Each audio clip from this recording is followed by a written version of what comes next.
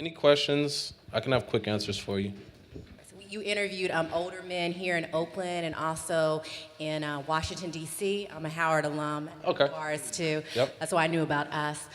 Were there any similarities in their stories or differences based on the fact that they were from, different coasts? I didn't notice any differences. Okay. I can say that there was a lot of consistency in all the gentlemen that I interviewed. So when I say I interviewed elder black men, I'm talking about the guy in front of the street corner as well as the Harry Belafontes of the world. And I realized there are three things that gentlemen would largely land on. One would be the aspect of either education or being employed. Two, something around religion or God.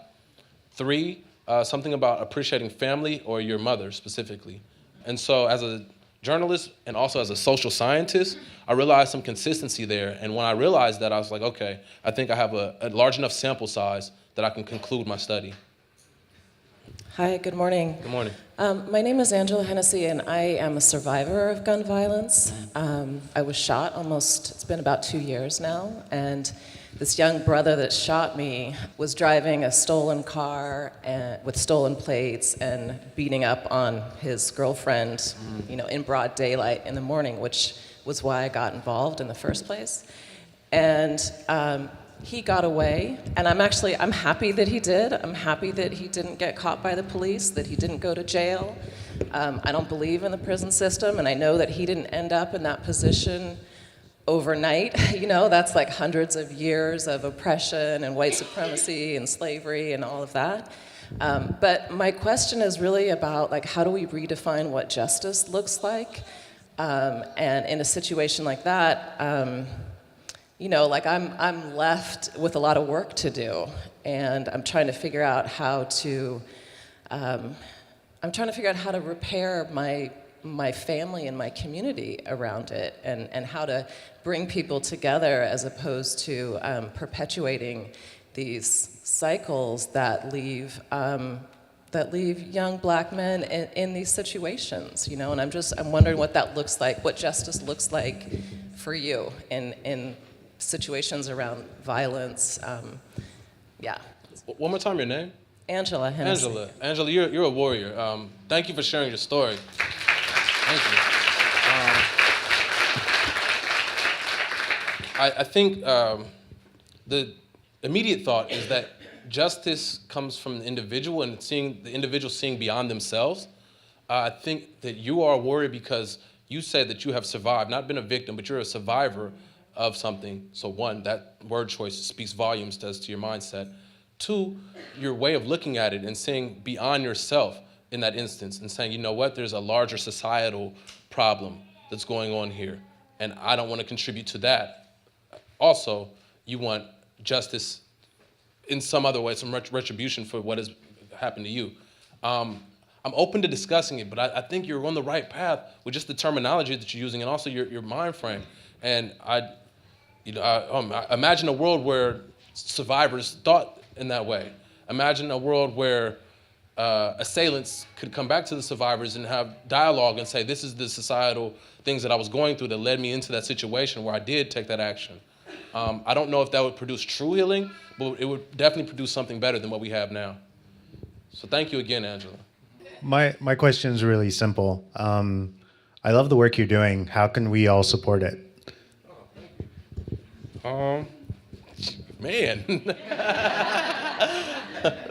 Let's see. Obviously the financial support, like buying books, buying the shirts for Regulars Only, which is a community space in West Oakland, where we host events, and we're having one tomorrow night. Regulars Only, check the hashtag on Instagram, Twitter. But I would say just stay in contact, in constant communication. OG Penn is my Twitter and Instagram, also my email for those who don't do the social media thing, OGPENN. And I do have something special in the works for February of next year, and I'll be glad to make that announcement. If you're here for this event, then you will really appreciate what's going to happen next February. I can't lift the veil on it yet, but I'll just say that. So thank you for asking that question. And continue to tell the stories of Oakland and listen to the stories of Oakland, and really, that's where you build community, is sharing people's stories and being one with that.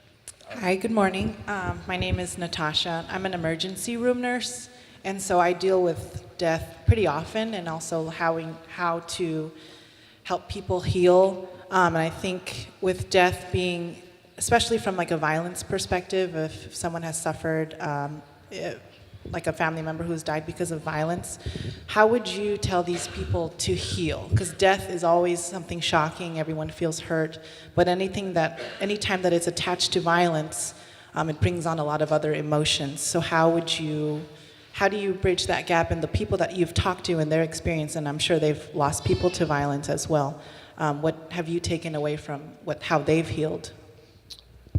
I wouldn't tell people to heal in any way. I'd say jokingly with a friend, I'd actually, like, candidly speaking, over a blunt with a friend, we're talking about a friend who had passed, and we're like laughing. We're like, man, if Humpty Dumpty would have put himself together, maybe the pieces would have fit.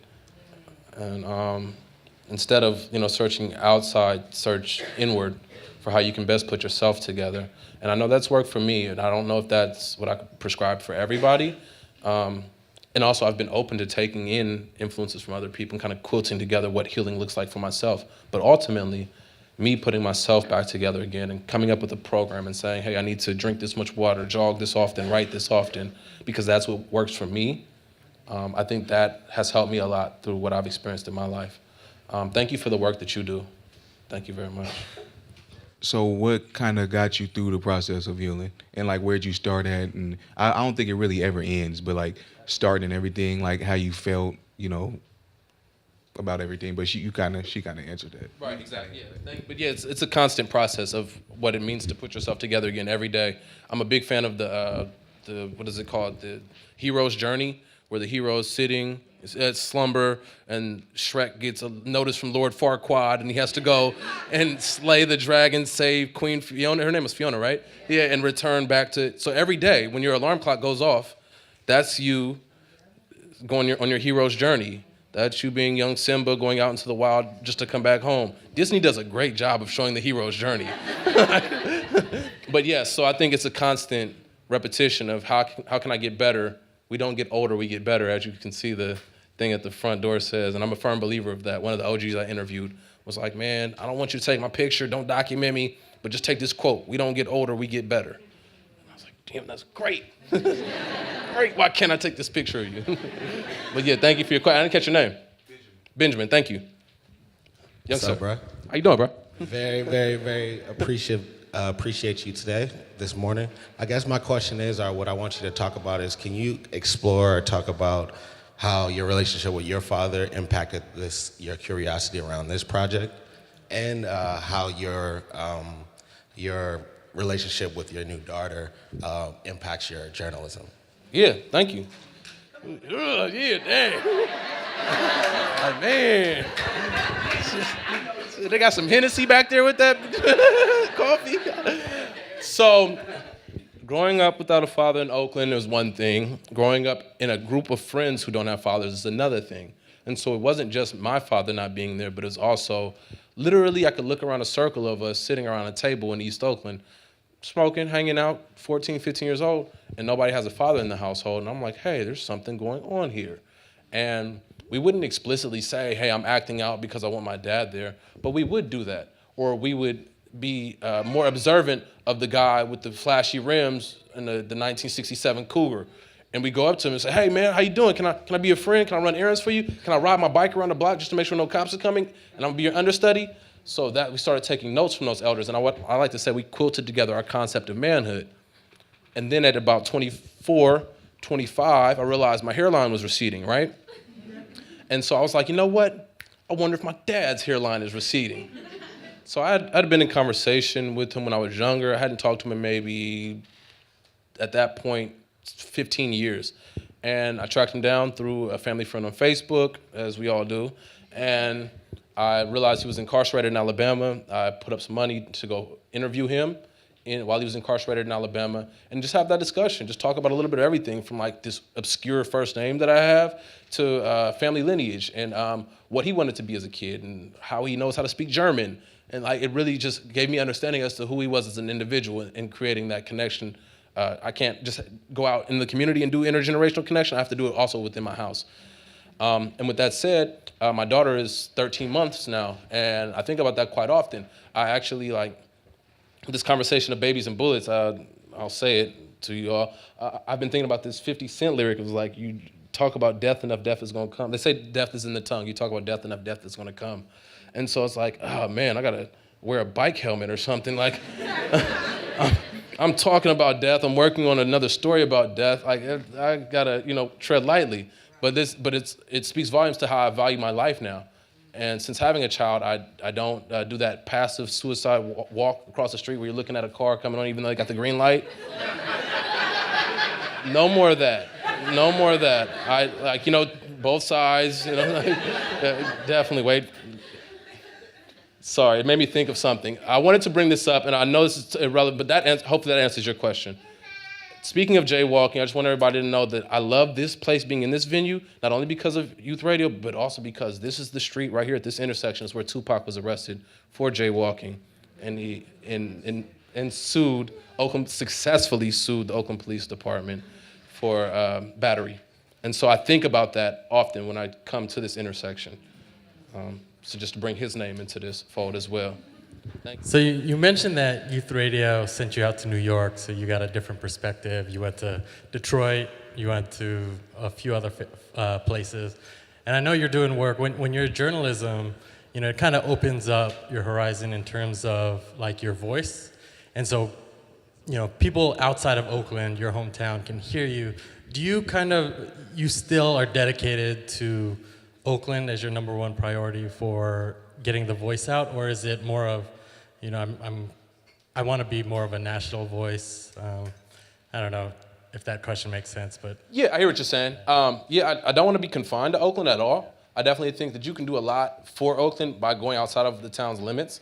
At the same time, I want to go under Oakland. I want to see what the sewers are like. I want to go to the top of the Tribune Tower and get that perspective. I want to further explore Oakland. There are more stories that haven't been told in this city.